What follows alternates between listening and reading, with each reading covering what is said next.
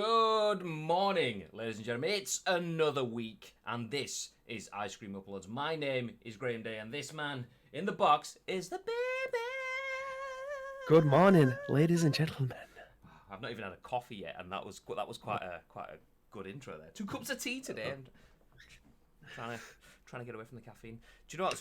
I'm gonna say it. I'll say it. I'm gonna tempt the fate. Oh God. You seem to have stable audio today. It doesn't seem I know. like we've got glitchy bib. Oh, you absolute pleb. The worst thing is I can see this out of your mouth slowly going like, I'm not moving. Yeah, that wasn't very good. The thing is, like, Samantha knows this, that I'm a very, very bad liar. Like, I either just start, like, my eyes will just start going wild, or I'll start smiling. So I can never get away with anything like that. Yeah. One thing I do want to do, let's go slightly off topic before we're going. I've had it a few times on the stream before, but I have a PUBG care package infuser. Did not realise that you could charge it and then just walk around with it. So now, like, wherever I am in the house, I've got like dooft, this like just little smoke machine. I had it there, like sat on the desk in front of me for like maximum. But like you can see, it just starts. It looks like I'm sort of like the Undertaker entering the ring or something like that. Ooh. Tonight, Matthew, I'm gonna be. Why do you want to go and put stars in their eyes? Why were we singing that the For other fuck's day? sake, Jack Jones again. What was I can't remember why we mentioned that last week. What was the No, 3 days in a row we've had it. Like every time, the last 3 times me and you've been on the podcast, you've mentioned Jack Jones. I can't even remember the context for last week's mentioning, but there we go. Anyway, this is Ice Cream Uploads, and in true Ice Cream fashion, this is The Scoop, our daily dose of news from the games industry and beyond. We bring our thoughts and our impressions on that news to you each and every single weekday, 10 a.m. at twitch.tv/Ice Cream Uploads. We then turn that hour-long-ish podcast into a standalone video. I heard you chuckling then. Into an hour-long video podcast that's available on demand with an injured Bibby in the background. Just punch the microphone stand. This is a great start. Yes. Oh. Okay, let's continue as if nothing happened. It's fine. We're professional. So yeah, we turn this into a video podcast that's on demand on youtube.com/Ice Cream Uploads. But if you don't have the time to sit there and watch an hour-long video, but you think, you know what, I'm gonna have time to listen to some audio as I'm doing the washing up, as I'm in the car, as I'm out walking the dog, you can get an audio version of this podcast from 4 different places. They are iTunes, Spotify, Google Play, and SoundCloud. So there is no reason for you, ladies and gentlemen, to not enjoy the sultry sounds of Bibby bashing a microphone stand each and every single weekday. And beyond. But today we have a little bit of news. We have news, actual news. Ish. I mean, some of it we kind of will bumble through. There is a little bit about tax cuts and stuff, which absolutely have no idea what I'm talking about that. So we will do our best. But if you are in the chat and you know a little bit about tax cuts, or just want to talk game stuff in general, please feel free to get involved. We do turn this into a video podcast and an audio podcast, but those listeners and viewers do not get a chance to interact with us like you guys do on twitch.tv/Ice Cream Uploads. So feel free to use the opportunity at your hands, at your fingertips. But before we do that, what did you get up to on the weekend, babe? Any games? I didn't play as much as I usually do, purely because all Saturday afternoon I was out playing golf with the lads. So pretty much from 1 o'clock till whatever time I finished hacking the ball around the course, which I think was earlier. Well, just before it started to get dark as we was going up the 18th.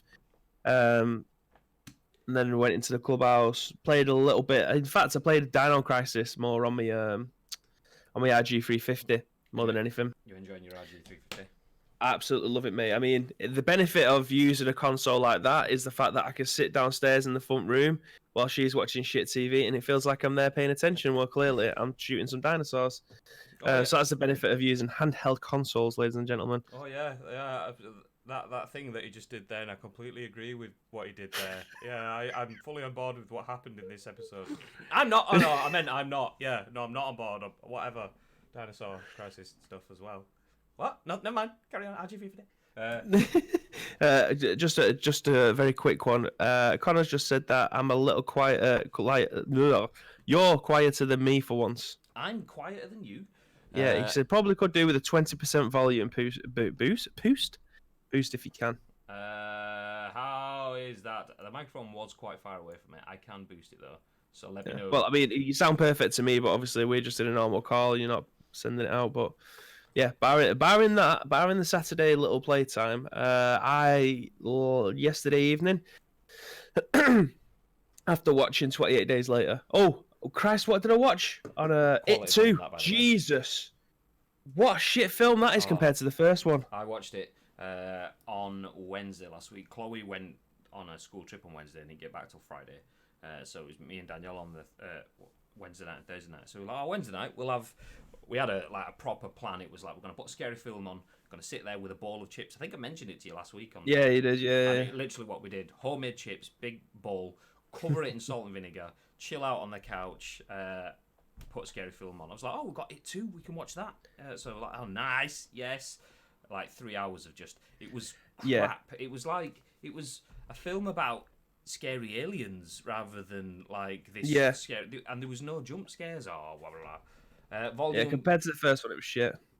Volume boost, please, and still a decent amount of quiet than bibs, or is maybe just too loud? Okay, it could be that. I can change my gain if that works. I mean, that's very simple for me. I just turn this down slightly. Well, I can see that you are peaking a bit higher than me. Say 1, 2, 3, 4, 5.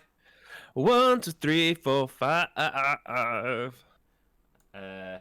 Okay. 1, 2, 3, 4, 5. Do it again. 1, 2, 3, 4, 5. How is that? And if you are listening to this on the audio podcast, then you guys are getting the joys of counting to 5 with Ice Cream Uploads. It's Monday. What do you expect? I mean, this is all fine tuning for the rest of the week, ladies and gentlemen. Yeah, I mean, there was a Streamlabs update first thing this morning, so naturally, as with Streamlabs, every time something happened, every time they update, something goes wrong. So yeah. Mm-hmm. Turn the microphone around. It's facing me a little bit now. Hopefully that's all good. If you need me to tweet again, I can do that. I spent lads more in line with each other now. Nice. Yeah, there we go. Oh, and then yesterday I have modded the shit out of my PES 20 at home, so it looks glorious now. Beautiful. I do love a good PC mod. I did the same thing last year. I tweeted out pictures of like the BBC Sport graphics, like ESPN or Fox Sports or whatever. Yeah. Similar thing to what we were talking about off stream. There we go. I was like, is it screen or is it stream? And then I realised either would have been fine. Just say one of them, for God's sake. But yeah, we spoke about off-screen stream, and you were saying like there was a program that makes different swoops and slashes and branding appear depending on the game. The same thing last year. I think from what you're saying, yours works a little bit better than it did last year. For me, took a lot of effort, a lot of time, but I love the fact that it sounds like 15-minute job done. So yeah, I may be playing a bit more PES on PC. Oh yeah. My weekend was spent. I did a little bit of Fortnite, did a little bit of PUBG. I completed the Fortnite. There was a bunch of new challenges, like some of the overtime challenges. Completed all those on Saturday. Did a little bit of PUBG as well, and then on Sunday spent the day playing Jedi Fallen Order, which was good. Yes. Proud parent moment as well yesterday. Chloe has a PS4 and she doesn't touch it that much. So anyway, I have a spare power line adapter because the Wi-Fi is pants in her room. Updated the PS4, got Fortnite and everything installed in it. And she spent a little bit of time playing in the creative mode and then went on last night and I'm sat there playing Jedi Fallen Order and I get a WhatsApp come through from Chloe saying, I've just placed second in my first game of Fortnite. Sends me, rotate, no. Okay. But yeah, she sends me a screenshot of it. How do I stop the rotating stuff? It's somewhere there. There we go. Sends me a screenshot of a second place finished. I was like, yeah, well done, dude. Yes, mustard. So yeah, she'll be carrying us soon. Yeah, absolutely. So yeah, Jedi Fallen Order, definite recommend so far. Really good. Uncharted with lightsabers. I've said it before, but that's what it is. Anyway, we have to be finished in the next 44 minutes, so we've got to jump through the news. So let's jump it in to our first piece of content on this week's news fest. I was trying to find. I didn't want to say in the scoop. I wanted to say something creative, but then my brain was like, nope, it's still Monday morning. We don't do creative yet. Blue screen. So anyway, this is our first piece of news. I'll bring it on screen for you now. You can see written by Emily Gera for VG247. She says, loot boxes push kids into gambling, says NHS mental health director. This is a bit of news that broke, I think it was last night. There you go, yeah, 8:34 GMT. So England's National Health Service Mental Health Director has published a report claiming video game loot boxes push children into gambling.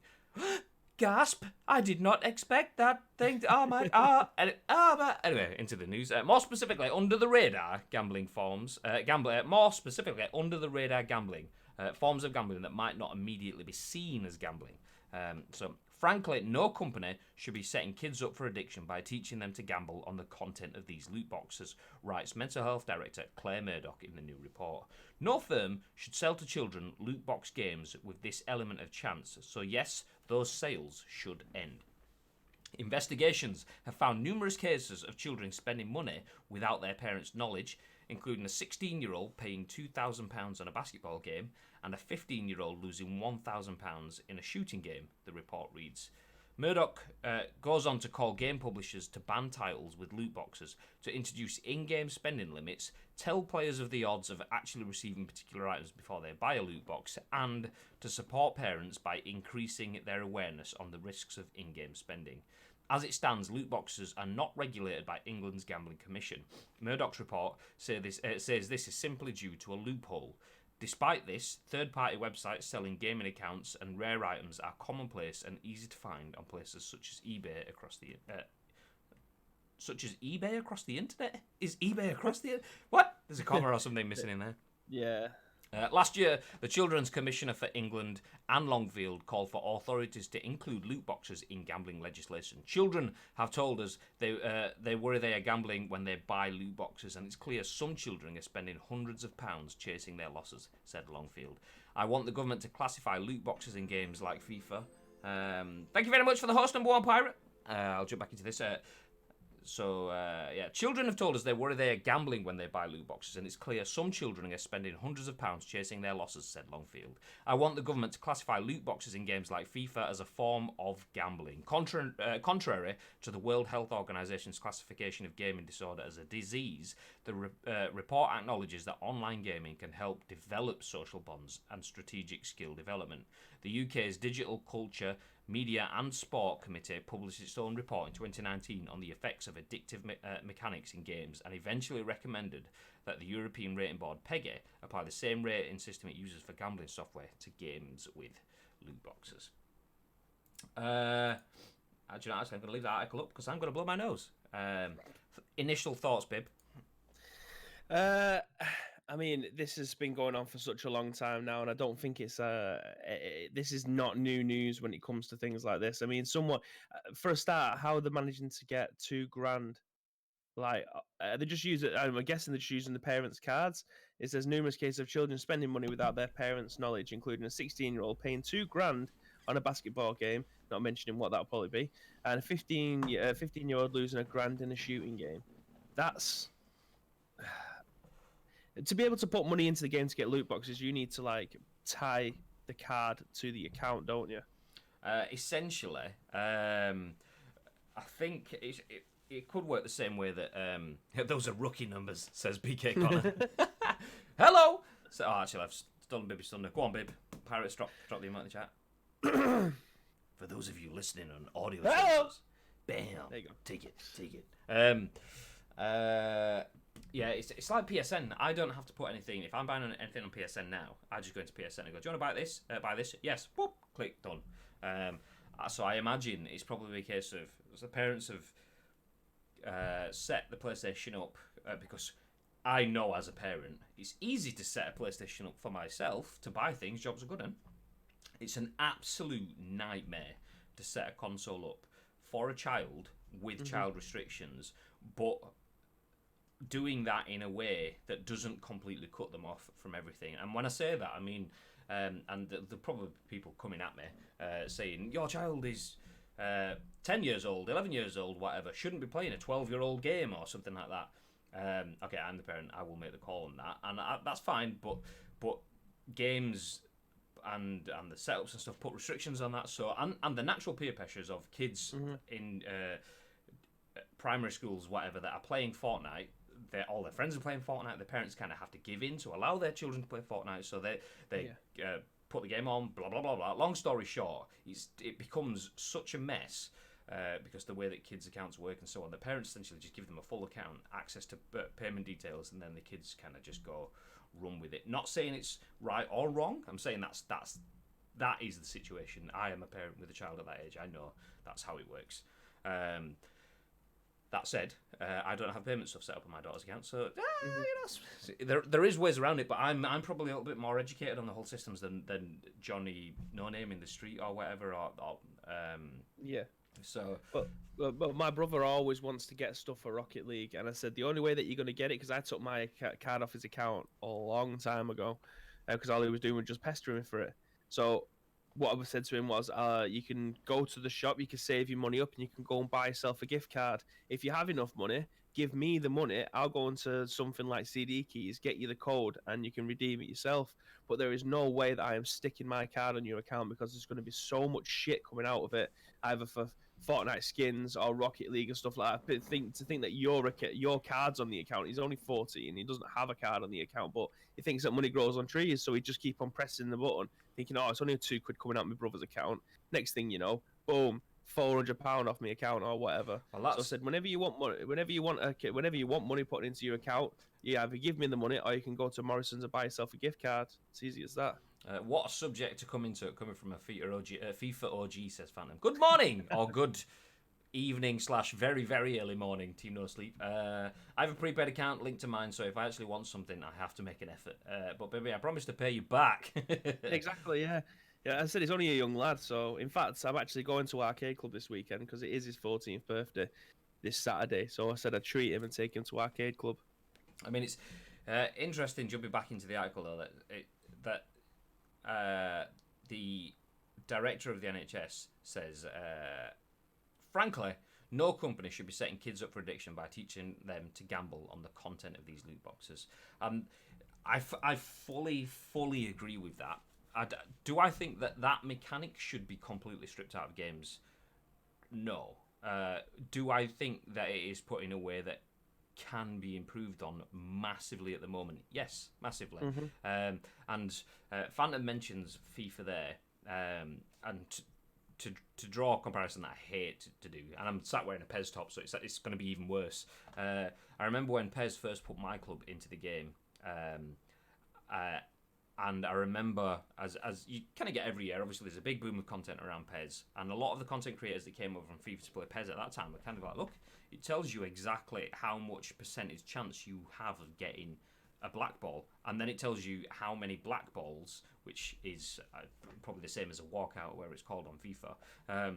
Yeah. So you get the percentages of telling you exactly how many balls are in the agent, and then how many, what your percentage is of getting each ball, kind of thing. And people at first were like, yeah, but I know there's 100 balls in it, and there's 50 black balls and 50 gold balls. Why have I got so many gold balls? It's because it's weighted. But that's the thing, is by telling you that weighting up front, not that many kids will understand the weighting and stuff like that, that is a step towards it being right. The fact that you could, I mean, it's a bit different as well now, because back then you had a My Club, you had essentially a what's called a box draw in My Club now. You have a box full of players, and when you take one, they disappear. You can't get them again. I mean, it's different now because you can get duplicates and stuff like that, and they are useful for a different mechanism in games.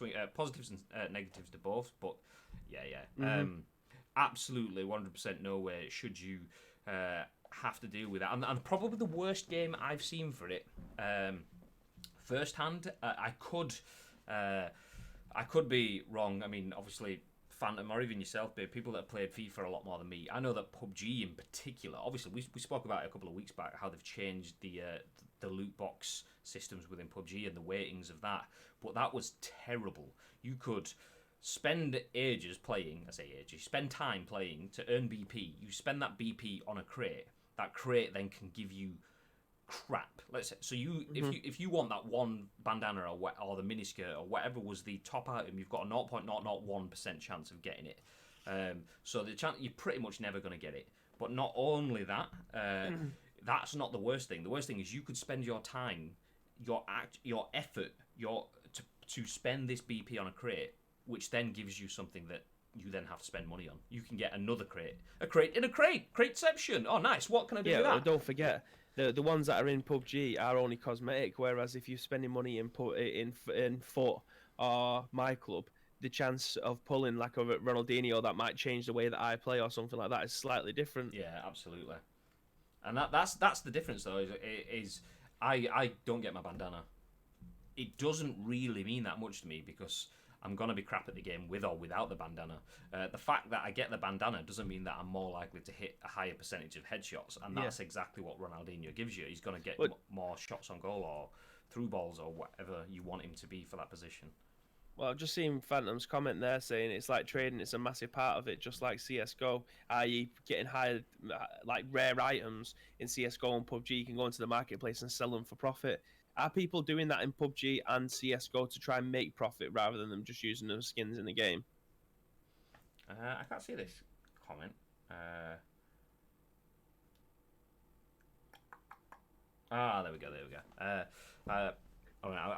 I'll jump back through the comments so we can get a bit of context. Plus, you can upgrade your players on pairs, which is amazing. Can you not do that at all on FIFA yet? I thought that was in, but clearly isn't. But yeah, you can.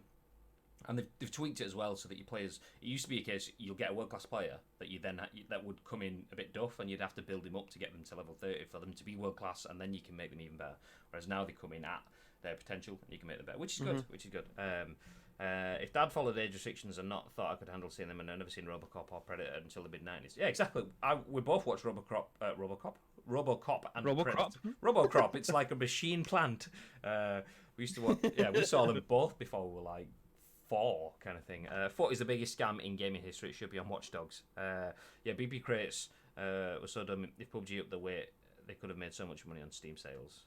Like trading, it's a massive part of it. Counter-Strike is huge. Like PUBG, imagine if you could open up a crate on a pack, a sick gun skin worth X amount. That's the thing. But when it starts to add value and stuff to it as well, that's where we start to go back full circle then into... I mean, at the moment, kids aren't bothered about the value. There's probably a fine line where... I say kids, I'm talking stereotypically of my situation. 10, 11, 12-year-olds. Generally, obviously, some 10, 11, 12-year-olds are absolutely raking money in, so fair play to it. But 10, 11, 12-year-olds, it's not about the money, it's about the bragging rights. It's about being able to say, I did whatever in Weekend League, or I smashed so-and-so when we played on the weekend. And it's those players are what gives you the ability to do that. So what are you going to say? Well, if you was to pack Ronaldo or something like that and you post it on Twitter, the amount of fanfare that you'll get from it, because it's so little chance of it happening. That's what people do it for. They do it for the rush, don't they? Not only to play with these players to give you a better... Like, if I was to put... I've got 2 Ronaldos, I think, in my club team. Yeah, you go me. But I've got him up front, for instance, and as soon as I put him on Twitter, it's like, yeah, quality.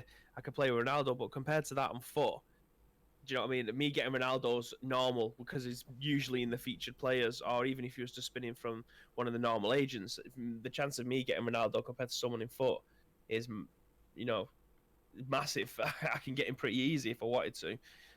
But you'd post stuff like that to get clout, wouldn't you, on FUT? That's the easiest way of doing it. Well, that's it. Clout, there you go. Big part of crates worth like 3.5 million in first pack, and Twitter boomed, so he's paid to win. Yeah, that's kind of what it is. But kids are paying to win for the clout. That's a good word to use there. So they want to win for the clout, but like I say, there's a fine line there. That's 11. Let's assume, for argument's sake, that these are facts. So between 10 and 12, you want to win for clout, but then when you start to hit 13, 14, 15, it's like, okay. I mean, if I can get 20 quid for winning this, and I can see that Tex, I mean, what was he, 17 when he was starting or something like that? Okay, he was playing for big money and the prestige and everything else and actually competing. That's when the pay to win isn't just about clout, it's about something else. But because you've put them in for that environment at 10, 11, 12 years old, where they're playing to compete, whether it's clout or money, there's a natural progression there that the kids are going to go through with that. I did see a comment from Connor where he was kind of saying something. Where was it gone? I personally don't think loot boxes are the issue. It's just digital and accessible now. It used to be match attacks or shootout or Yu-Gi-Oh cards, and chats rolled away. Now it's just online and easy to do for kids. Yeah, that's the thing though. But like the match tax and Yu-Gi-Oh cards and so on there, that there's a couple of things as well. So obviously match tax and Yu-Gi-Oh cards is something physical form, so they will always have a form of value there. I mean, arguably, if you have a Yu-Gi-Oh card, it kind of died for a million years, and it came back again, and now they're worth money again. Same with Pokemon cards; they'll disappear and they'll come back, and they'll disappear and they'll come back.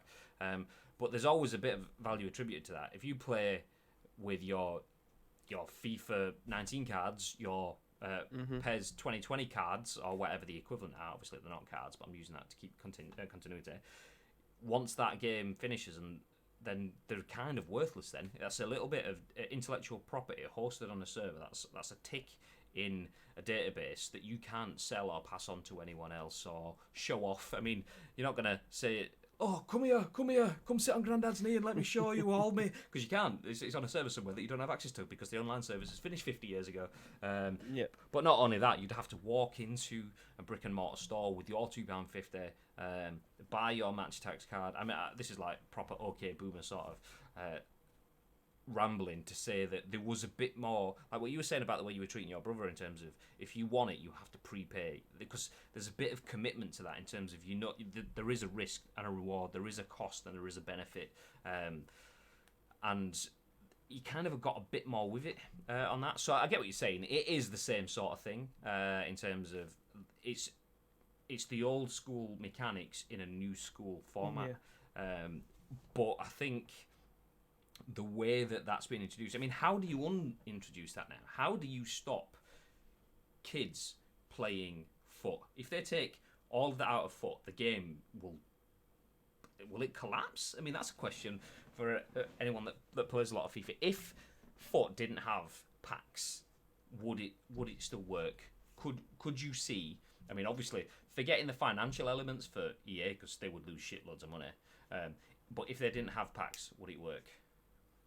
Do you think if you was to put a barricade in there, so like I've told my brother that he has to go to the shop to go and buy a top-up card, if that was the same for everybody right across the board, do you reckon people would be less likely to go and buy packs? Like if you had to go to Morrison's, Tesco, or whatever it is, game down the road, and you had to hand over £50 to get a top-up card or a minimum of £10, do you reckon more people would be, they wouldn't want to do it because, one, they won't want to leave the house to go and do it, and two, if you're handing over real money, that might be a little bit of a put-off? I think that could be the case. I also think it could just be the fact that having to just go to the shop. Oh, fuck that! So I'm not about this walking malarkey. Yeah. So yeah, I think that could be a barrier. It would take years and years of development to make it into a better system, in my opinion. And open library wouldn't work. I missed. I'm looking over to the side because I've got the chat on over there. I've also got it on my phone as well, which would probably be easier to look at. If they took out FIFA points, half these FIFA pros wouldn't make top 100 or an event again. There's so many amazing players out there that are held back, and that's the thing, is these ethics conversations about esports. Quite often you will see people in the FIFA community. I saw one the other day. I'm trying to remember who it was, criticising the fact that no other esport on the planet requires their players to invest £2,000 before they can get to a competitive level. No other esport do you have to spend £2,000 to compete, because that's kind of what it is. Look at Booger in Fortnite. If he had to pay $6,000 to compete, he couldn't have and wouldn't have been discovered. Exactly. He was a kid that had no funding really behind him. Or actually, no, maybe that's not him. That's not him. It's whoever the English kid was. I don't pay that much attention to Fortnite esports. Obviously, everyone knows Booger was the world champ, but I think it was one of the duos kids, an English kid. His parents thought it was a massive scam kind of thing. And if he'd had to spend £6,000 or £2,000 or £1,000 or 600 quid, his parents had pretty much no money. They thought him competing in this event and having to travel to it was a scam. If he had to spend 600 quid to enter, that kid's not doing anything. His life's not been changed. Game over. Well, is it not the same with all the rest of the EA games as well? So Madden, is it paid to win? Is NHL, if that has an esport, is that paid to win as well? Because they all have Ultimate Team, as far as I'm aware.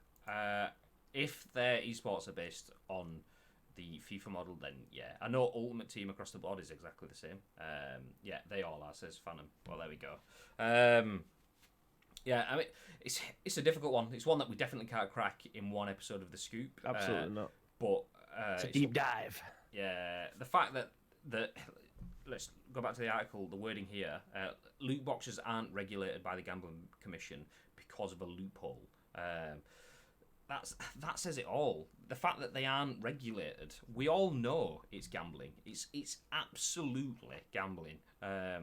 If you took that out of a video game, put it at a table inside a casino, you would 100% change Ronaldo to be a king or whatever you've got on a pack of cards. It would be gambling. We all know it would be gambling. It's just stupid that it's a footballer's face on it, so it's not gambling. There you go, little Jimmy. You go. It's fine. I mean, Uncle Steve, he's still in Gamblers Anonymous because he's been spending years and years playing on the Bandits and whatever. But yeah, it's fine, little Jimmy. Yeah, you go.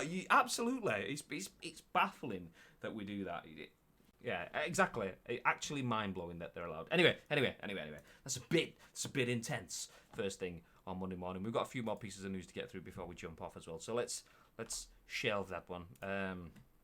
Although I do need Bibby to pad while I get set for the next one. I can pad, mate. I am extremely good at padding. I mean, me padding right now, you won't even know that I am padding until the next news article comes up on the screen. So, without further ado, I think this padding may have finished. I think that's good padding, to be fair. Thank you, mate. On a scale of 1 to pad, I would full on pad that bad boy. Anyway, jumping into our next bit of news, a little bit more upbeat, and we don't have to get angry at the fact that kids have been able to gamble and stuff like that. We will jump into an article written by Not Game Central for Metro. This is written by Michael Beckwith, an actual person writing games news on Metro. Let me full screen that for you so it's easy to see. There we go. Xbox console streaming now available to millions. Excuse me. Sign up to the Xbox Insider program and you can stream your Xbox games from your home to your mobile. It's going to be a long while until Xbox fans can get their hands on Microsoft's next major console, but in the meantime, a preview of Xbox console streaming has been made available to millions across the world, allowing them to stream their games remotely to mobile. Don't get this confused with Project xCloud. That's slightly different, as xCloud doesn't require you to own an Xbox console to use. Console streaming uses your home's internet connection, allows you to stream any games you own on your Xbox One console, including Game Pass titles, as long as you've installed them onto a mobile device. The feature is still in a preview stage at the moment, meaning you can only stream to devices that are running Android 6.0 or higher, but you can sign up to the Xbox Insider program in order to try it out for yourself if you're interested. Insiders based in the UK and US have been able to test out the service since October, but Microsoft have now expanded this to over 40 countries, including most of Europe, China, and Japan. The full list can be found on Microsoft website. Between this and Project xCloud, Microsoft seem to be muscling in on Google Stadia's territory. I mean, stop you there, Metro. I just want to... Google Stadia's territory? Does Stadia have territory? and if it does, is it like their territory and then not their territory? And then a couple of seconds it'll be... And it's gone. They have a plot of land which is approximately about 5 foot squared. Anyway, between this and Project xCloud, Microsoft seem to be muscling in on Google Stadia's territory and finding a lot more success with it. Now, one can only wonder if Sony will offer something with the PlayStation 4 or PlayStation 5. Maybe don't hold your breath waiting for Nintendo to jump on the bandwagon. So, Xbox console streaming. I mean, I can't comment on this because the downside with what Microsoft are doing is it's all Android-based, which is kind of what you'd expect for a company that's looking for something that's in early access, they're testing it. That's not really something that goes hand in hand with Apple products. That's always the finished article kind of thing. But you've done a little bit of xCloud stuff, haven't you, Bib? I most certainly have, yes, and I've also used the PlayStation equivalent with the PlayStation Remote Play on my phone as well. And also, back in the day, when PS Vita was massive, they also had the same thing. So it's a nice little companion app, shall we say. I haven't used the Xbox one, shall we say, to be able to play my Xbox collection because I don't have an Xbox One. I have an Xbox 360 still. But I imagine it works similar. If it works as good as xCloud does, then again, it's a step in the right direction for Microsoft and Xbox.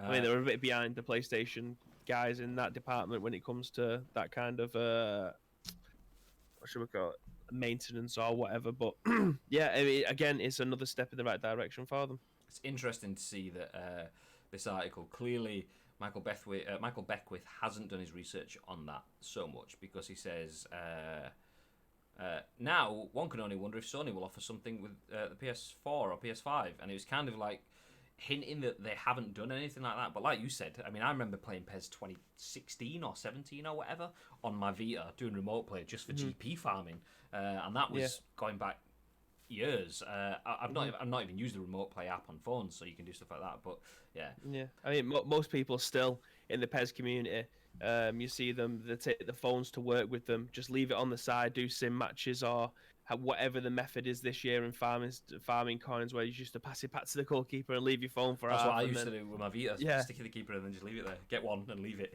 Half time, get another one, leave it.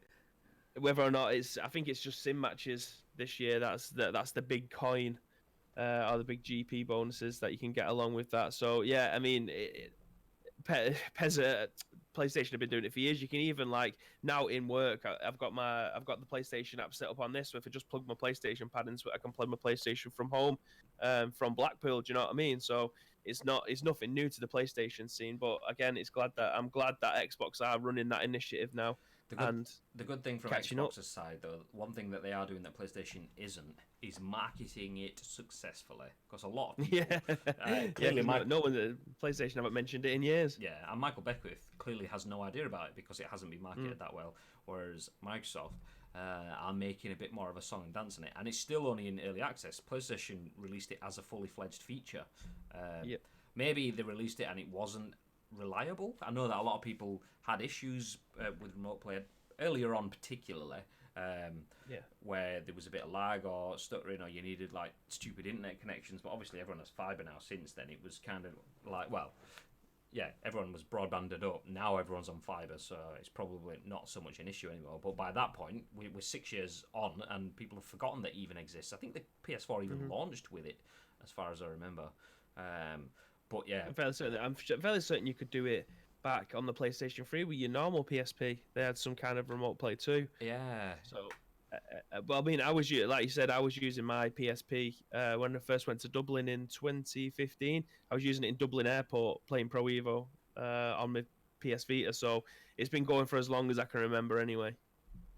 Yeah, I mean, fair play to Xbox though. They are, and it's once again, it's a bit of a daft wording. The fact that Xbox has been credited with being the first console to push this when they clearly weren't, but also now Stadia are being the ones that are credited that are having the territory of online game streaming stuff, because Stadia clearly isn't anything. I mean,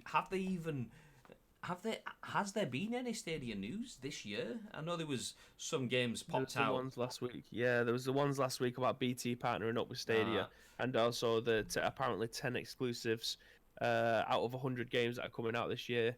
They're the only two. No, that's as far as I know. That is it. There's been no update on what their maintenance is like or anything like that, or if people have changed their minds because they've been playing it so much. There's a lot that they could potentially be talking about that we yet to hear. I wonder how many of those 100 games, so 10 are exclusive that you can only play on them. They could be timed exclusive. We don't know. No details on that. But out of those other 90, I wonder how many of them are new games that will come out alongside the full launch. So say obviously Doom will come out this year because it should have come out last year. That's an easy one. So you'll buy that at launch alongside the PS4 one. Fine. But I wonder how many of those 90 or 89 other games then are, say, Star Wars Jedi Fallen Order that I've been playing on my PS4, and how much, like, what's the chances, or what's the percentage that all those games will be games that people have already paid for and will have to pay for again just to have that online wherever you go sort of setup. So yeah, another thing on Stadia before I stop kicking the boot in them was there was kind of like, obviously you get fanboys for every setup: PlayStation fanboys, Xbox fanboys, Stadia fanboys, And I remember seeing a Stadia fanboy person going, well, here you go. Here's kind of like, not patch notes, but here's like a developer update for Stadia because they're not going to do it, so I'll do it for you. And he had like a list of things that they'd changed or things that they'd fixed or things that they'd added and stuff like that. And it's like, because they've done so bad on everything so far, they're shutting up about everything.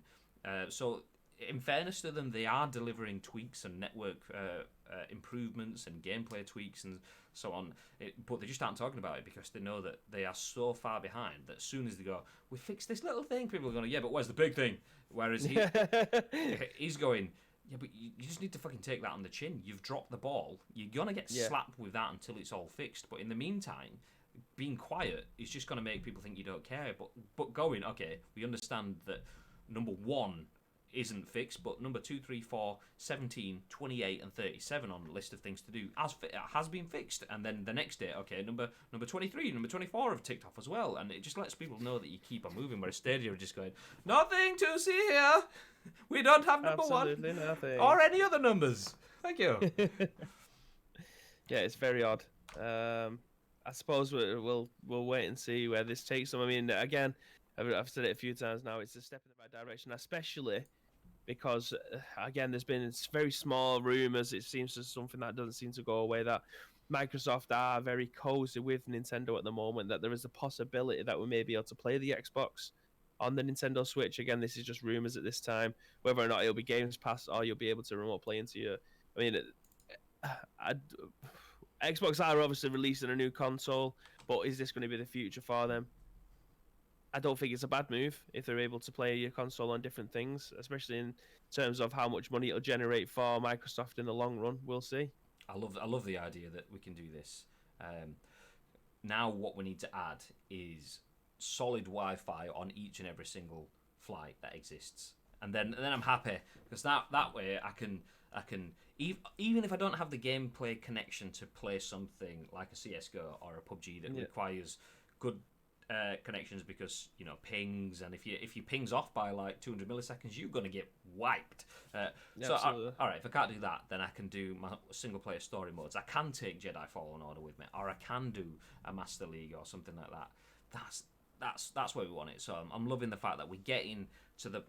I mean, it's kind of like a Brave New World. Imagine PS3. We're obviously on the verge of PS5, but imagine PS3, someone going, you are going to be able to play with people on the Xbox 360, and you're going to be able to do it from your iPhone at baby's house. And it's just like... Yeah, it'll be sick. Again, this is the future. Streaming games and things like that is going to be the future, and this is showing it. Games Pass doing amazing. You can play on xCloud. This being able to remote play, obviously on your PlayStation and your Xbox, and then Google Stadia. I'm ignoring you because I'm typing. No, that's fine. I was leaving the old pregnant pause there for Google Stadia's. Press F to pay respect. Anyway, before we finish it off, stop it! It's already dead. Let's move on from Stadia. Obviously, Microsoft is offering more streaming functions, which is good because the coming few years might see us getting more games. And speaking of games, next article is restructures equals games is my short version of the tagline. I'll bring the news article up on screen so you know exactly what we're talking about. Yeah, let's ditch that for now. It says, written by Stephany and Nunneley for VG247, Ubisoft restructures editorial team in order to add more variety to its games. Ubisoft is restructuring its editorial team to differentiate one game from the next. According to an exclusive with VGC, Ubisoft is shaking up the editorial team, which is basically an advisory board handling upcoming games. In the article, it states Chief Creative Officer Serge Haskell will maintain his position as head of the editorial group. However, he will be given a larger team to help advise on the company's game portfolio in order to make sure the games are more varied. The company believes consumers feel there isn't enough to differentiate one game from the next. And it's funny enough that the video just below that is Ghost Recon Breakpoint, which is exactly how all of the reviews went on that. I wonder where they got that opinion from. Anyway, An expanded editorial team, it is believed, will combat this, giving Hasco a larger group to work with. Instead of just a few franchise VPs, the teams will extend to 7. Each will be assigned a franchise and given more autonomy, allowing them to make independent decisions on the direction of the game that they are leading. According to a source even, speaking with VGC, the reason many of Ubisoft's games felt the same was due to the ideas of only 1 or 2 people getting put into the games. This new report follows one from November, which stated Ubisoft was changing the approval process in order to find more unique games and move away from homogenization. What a word. Some of this stems from lackluster sales and reviews for Ghost Recon Breakpoint. According to company CEO Yves Guillemot, there weren't enough differentiation factors from the game's predecessor, Ghost Recon Wildlands. The Division 2 also sold below company expectations.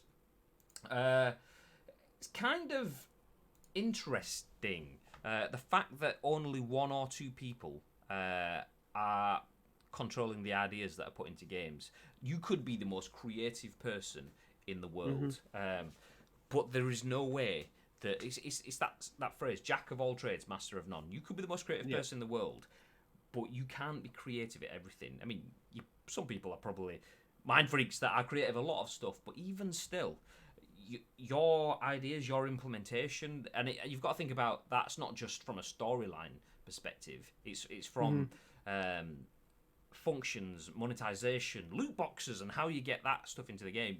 You, as a person in that decision process, you've sat there and you've gone, okay, well, I've seen that loot boxes have worked, and we did this, and this maximized profit and engagement, and this, so we're going to do that. Okay, someone goes, okay, I've got a real cool idea. How about we change it up for the next one and we do this? But then this person, or 1 or 2 people, as it's quoted in the article, suddenly goes, actually, we tried that, and we only got 50% engagement, and profits were really down, whereas if we do it the way that I've just said before, then we'll get high engagement, high profit, and this, that, and the other. So you want to do the same thing again? Yeah, because we and that's the downside of it, is having only 1 or 2 people in there, and the need to satisfy shareholders and all the rest. You can fall into this trap of just playing, developing for the wage. You aren't trying to give you the ultimate creative decision. You are doing that, but the compromise is that you want to do it in a way that gets money as well. So you need to have somebody else with you. You need to have a group of people that are all either chucking ideas in or just have an idea of bouncing ideas against. It doesn't, just one person making decisions and things like that is never going to end well. But yeah, it's shake-ups like this can only be good for companies. Getting more creative ideas and things like that on there. Yeah, absolutely. And I think what's good about that is you will start to get better stories, more inclusive stories. The worst thing that I see is those like social justice warrior people that go, oh, you've just shoehorned a woman into the battlefield game. Women didn't fight in the war and stuff like that. Okay, you can't. It'd be the same thing. You get a woman on the front page of the next Ghost Recon game. You'll get people when she's about, there was no women in World War II. Well, I think you find that women have always existed, my friend. But the point is, by having a larger team, by having more ideas, by having more input, you will get new stories created. It's not just okay, let's throw out another Tom Clancy's Ghost Recon, because everyone will think it's just another Ghost Recon like they do with Breakpoint. Throw out Tom Clancy's something else, or even not Tom Clancy. Throw out something that doesn't run with the Tom Clancy moniker, but has a strong narrative based around. It could be a female lead. It could be a person of colour. It could be a white bloke from Manchester wearing a Pez hoodie. Whatever it could be. But the story, having more people, having that level of input, definitely gives the variety and freshness that they need. Well, I think there's a reason why Siege has lasted so long, because one, it's a very good esport with team play mechanics. It's just all online, but they keep on changing it. Like every season they'll add something new in or whatever, just to tweak it slightly, just to keep people interested. But for me, what it looks like is like Wildlands. It's exactly the same as Breakpoint, but just in a different location with different characters. But it's the same theory. The same with the Division 1 and 2. I mean, Division 1 was absolutely amazing. I haven't played the Division 2, but I imagine it's more of the same with a few upgrades. I can't imagine it being much different, because the mechanics of it is a role-playing game. It's an MMO RPG, so you go out, you do runs, you do You're basically grinding your levels to get better armor, better weapons, things like that, just to be able to do a few more numbers on the screen. So I don't know what. Put a bit more creativity in there and see where it can go. Just get more people bouncing ideas. Like what would be a cool game that we haven't done in a while that isn't Far Cry or whatever it could be. Because Far Cry is pretty much exactly the same, a slightly different storyline, but you know that you're gonna have to go to. Same with Assassin's Creed.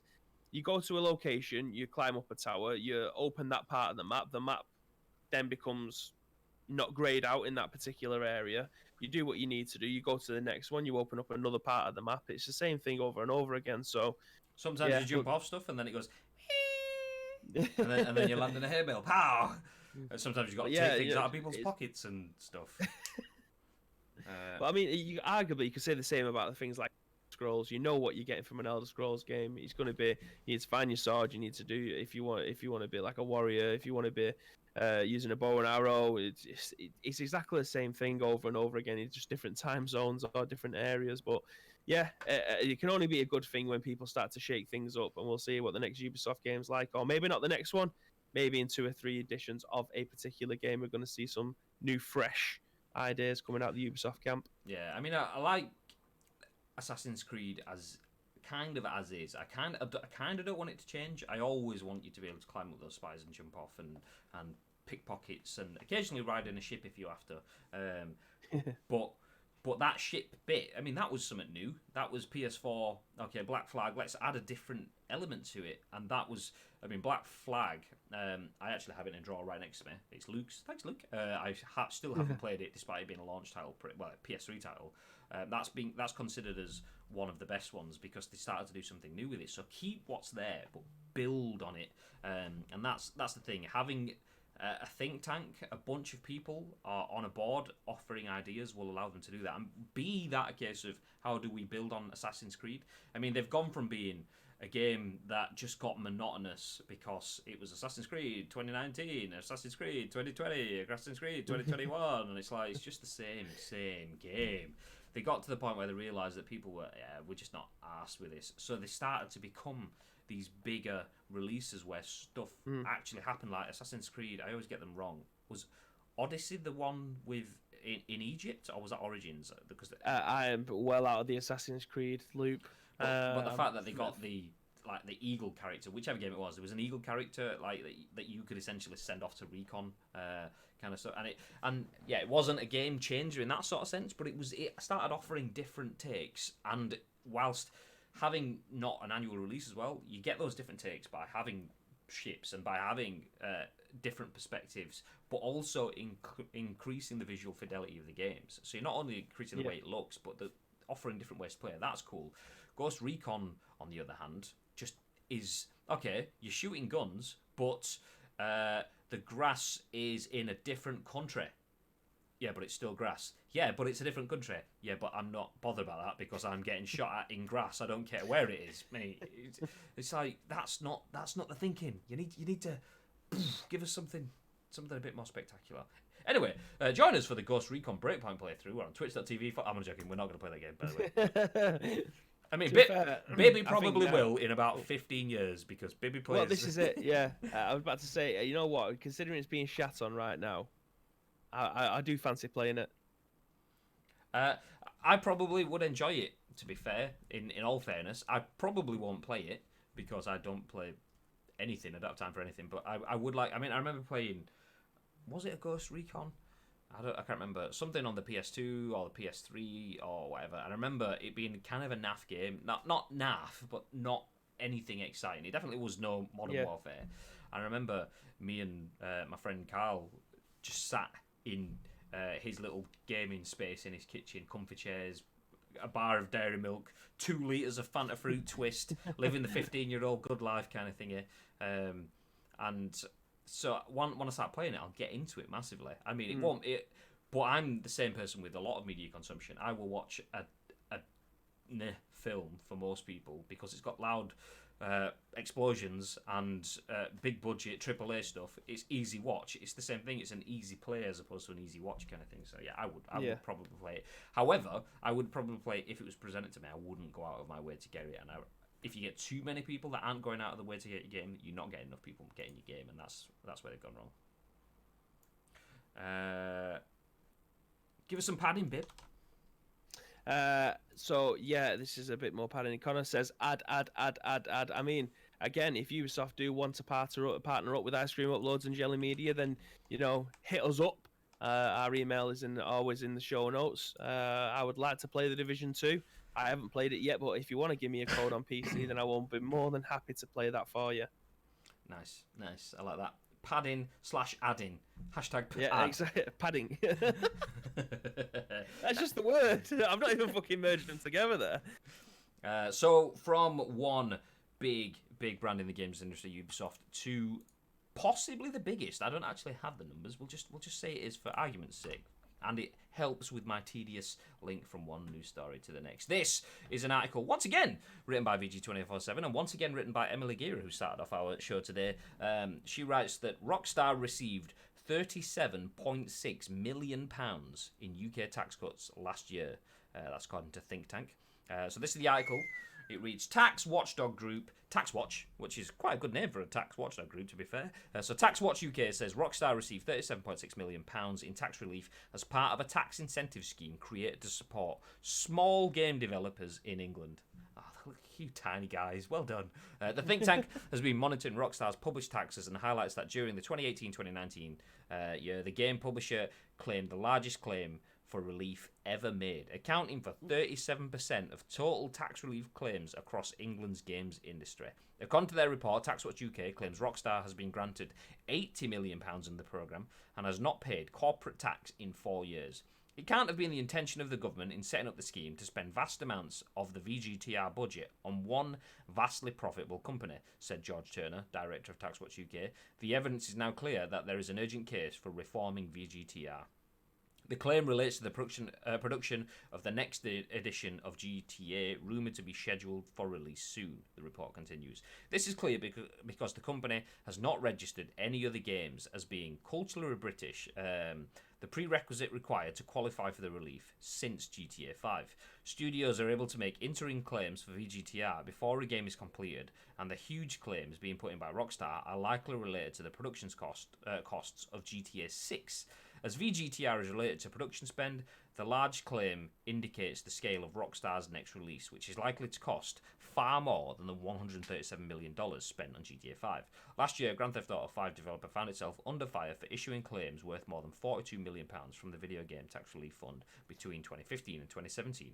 At the time, Rockstar only boasted slender profits in its accounts for tax relief, resulting in TaxWatch calling on the HMRC to investigate. Lots and lots of taxi words there. But long story short, 1/3 of all tax relief claims for small developers in the games industry is being absorbed by Rockstar. So they are taking 1/3 of the entire industry's tax relief for the UK. Wow. I mean, fair play to them. I mean, well, they clearly have the staff and everything there, aren't they? So if they are taking 1/3, then it's a big 1/3 considering how big their payroll is. It's not as if they're just 1/3 because they've got 6 people working on GTA 6. It'll be like 1,000 people working on it or whatever. I mean, that's obviously a number that I'm pulling out of the sky, but yeah, do you know what I mean? There's obviously Rockstar North and Rockstar Leeds, and so obviously the HQ used to be, I don't know if it still is, in Scotland. Obviously, Take-Two Interactive in Windsor. So yeah, I literally just about to say, aren't Take-Two still part of them, and they're down in Windsor. So yeah, clearly a lot of people working on the game. So that's not the bit that's the issue. The issue though is, I mean, my issue was the fact that they are it's kind of one of those things. You've got ethics. Ethics comes into it. Should you be taking all that money as a company that is earning so much money? Should you be taking that much money? However, ethics goes out of it when it comes to rules and regulations. Are they doing anything wrong? No, not really, because as George Turner from TaxWatch UK says, the evidence is now clear that there is an urgent case for the reforming of VGTR. which is the Video Games Tax Relief Fund. So essentially, VGTR is the thing that's wrong, not Rockstar. Imagine someone saying, Bibby, did you know that if you get Ronaldo on PES, you can win a lot more games? You'd be like, well, I'm getting Ronaldo on PES. Someone's going, Rockstar, did you know that if you ask for VGTR, you'll get a shitload of money? Well, I'm going to ask for VGTR. I mean, shock horror, business, intent on making money, gets money. I mean, that's kind of what it's there for. Absolutely. However, there is obviously the ethical debate. It's slightly different. It's should they? The bit that I draw Absolutely. the biggest... They're entitled to it. Yeah, it's the same with any company, regardless if it's games or any other kind of media. If you're entitled to it, you take it, don't you? Exactly. Do you know what I mean? It's not as if they haven't put the work in to be able to get it back. It's not so much that. I mean, I do believe it's poor ethically, but they're not breaking a law. If they aren't breaking a law, they are playing within the rules. And if they are playing within the rules, then and there's still something wrong with it, then the rules need to change. Don't hate the player, hate the game, and that's what it is. They are playing the game, and they're playing it well. My issue though was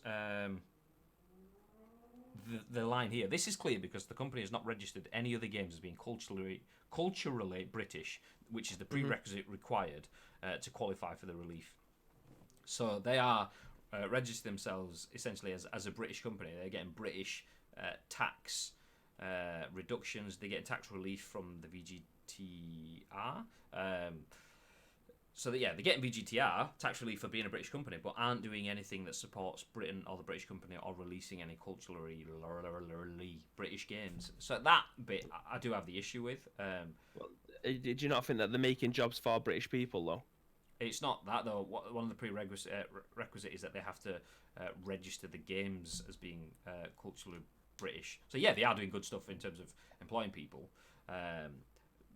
But if one of the prerequisites is they have to release games that promote British culture or are seen as being British or whatever, but everything else that they've done, i.e. one game that they've done is Red Dead, which was massively American. There's nothing British about that game, even though it may have British jobs. However, whether they've released those games or not, they've clearly done enough to get paid. So I mean, it is shit, and it's the same.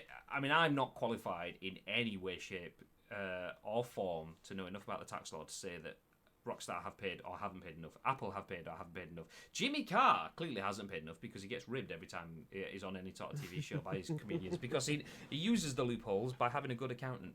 But the issue is, he may be using the loopholes and he may not be paying the tax, just like Google doesn't, just like Starbucks doesn't. But the issue isn't them. They are playing the game that is set out for them. Yeah. If you were playing a game and it's like, you can walk this straight, easy path and you're probably going to die, or you could take the shortcut that goes around the edge, you as a gamer would be like, well, I'm going to take the shortcut and win.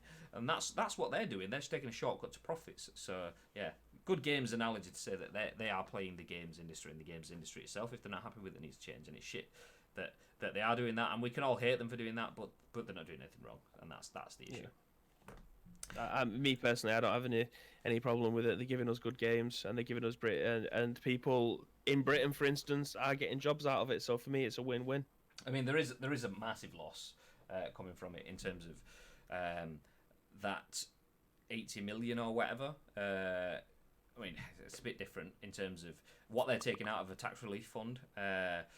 Is a bit different from what they're paying into an industry. But if they aren't paying any corporate tax and stuff in that essentially goes in to feed our whole economy, which pays for school places, which pays for hospitals, which pays for whatever. But once again, whilst that is shit, and I do dislike it, I do heavily disagree with it, they're not doing anything wrong. They're not breaking a law. So if we're not happy with it, then fix it. Change the law. Yeah. And we can't go, oh, you're doing something ethically wrong. Okay, that's fine. But ethics isn't going to pay for my bills. Legally, I am fine with this, and the money that I'm getting from it is fine, and that pays for my bills just fine. So it's the swings and roundabouts. Ethically, yeah, it is bad. Yes, they are doing us over, and yes, our economy, therefore all our industry and services and stuff, are losing out. But they're not doing anything wrong. Yeah. What am I supposed to say? Anyway. I think that's about it for the day, don't you, Bib? That is Romeo done, mate. Romeo done. It's a bit of a a mixed bag of news. We've got some Rockstar tax talks. We've got some loot boxy controversy stuffs. I mean, and then we've got new games from more writers, and we got to kick Stadia in the nuts once again. Pretty good. Standard. Pretty good day. Want to mention once again, just because I mention it quite a few times, we actually do like Stadia. We actually have Stadia at Ice Cream Uploads. We just are pissed that it's so bad. So yeah, Stadia, sort it out, because we want to start saying good stuff about you. Streaming tech is in 2 months' time we might see an improvement, but I'm giving this 2 years. You got another 24 months to pull your finger out. Ooh. Oh my god. Sarah Torreira. Famous 5 followers, primes and viewers at followinbot.com. Nice. That's Bye. just I was just about to do the same. God damn it. Get out of here. There was one the other day. Did it as well, popped up. I mean, that's just the sign of success, ladies and gentlemen. But thank you to every single person that joins in the chat. You guys being here, being involved, watching, getting involved. That's the reason that Sarah Torreira 2 wants us to buy followers, because she sees we're being successful. So thank you very much. Everyone, appreciate the support. Much appreciated. Each and every single weekday we get a lot of you guys in here adding comments, getting involved in the conversation. It's very good to see. Obviously, don't forget, this goes up on YouTube if you've joined later on. I saw ads dropping in towards the end, so if you missed the start of it, you will be able to find it on YouTube. Make sure you check out the YouTube link. If you want the link again, !socials will give you all the links in the channels, or just search Ice Cream Uploads. Make sure you give YouTube a sub, because then you get notified every time every single video goes live. And if you haven't done it already, make sure you follow on Ice Cream Twitch right now, where we are live at this moment in time. Although if you're watching this later on, we're not live. We were live. Whoa, I've fallen down a rabbit hole and I can't get out of it. Anyway, so that is it, ladies and gentlemen. The show is done for today. We will be back, though. We will have more Scoopalicious content at 10 a.m. for you tomorrow. Plus, we have a couple of midweek streams as well. Josie streams at 12 on a Tuesday and a Wednesday. So she will be here tomorrow and the day after as well, giving you some more Death Stranding fun times. I may have an evening stream on the cards as well this week. I'm not 100% sure yet. I may have. And if I have, I don't think I'm going to play PUBG, because it's the end of the season pass, unless that comes out on Tuesday, but I think it comes out at the end of the month, so I may be playing. I don't know. We'll figure it out as we go, but the only way that you can figure that out is to hit follow on all of the social channels. But before we disappear, is there anything you want to add, Bibarino? Yes, as always.